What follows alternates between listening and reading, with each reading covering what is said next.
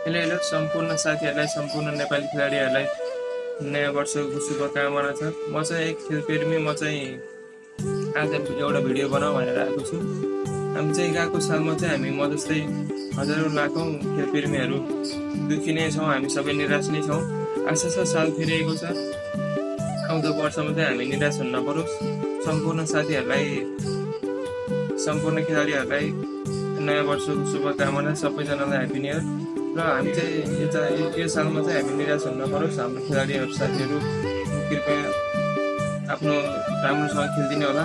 खेलमा हारजित भन्ने कुरा त भइहाल्छ, तर पनि आउँदो सालमा चाहिँ केही विशेष होस् भन्न चाहन्छौँ हामी खेलप्रेमीहरू। हामीलाई सबै हाम्रो लाखौँ करोडौँ खेलप्रेमीहरूको आशीर्वाद छ तपाईँहरू खेलाडी साथीहरूलाई। अनि हाम्रो नेपालले केही गरोस्, हाम्रो नेपाली अगाडि जाओस् भन्ने हाम्रो खेलप्रेमीको सबैको एउटै चाह हो। कृपया यो सालमा चाहिँ सम्पूर्ण खेलाडी मित्रहरूले हाम्रो इच्छालाई मार्नुहुन्छ होइन, हाम्रो खेललाई चाहिँ खेल जगतलाई अगाडि लानुहुन्छ भन्ने आशा छ। र गएको सालभन्दा हाम्रो यो नयाँ सालमा चाहिँ केही परिवर्तन होस् भन्न चाहन्छौँ। हामी चाहिँ खेलमा के अगाडि जाओस्, नेपाल अगाडि जाओस् भन्न चाहन्छौँ। र आउँदो खेलमा चाहिँ हामी सम्पूर्ण लाखौँ करोडौँ, म जस्तै लाखौँ करोडौँ दर्शकहरूलाई निराश नहुनु होला।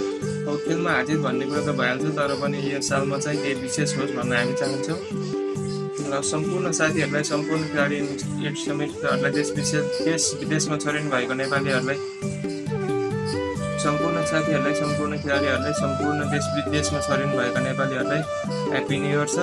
जहाँ हुनुहुन्छ खेललाई माया गरिदिनु होला। हारजित भन्ने कुरा यस्तै हो, हारजित भइहाल्छ।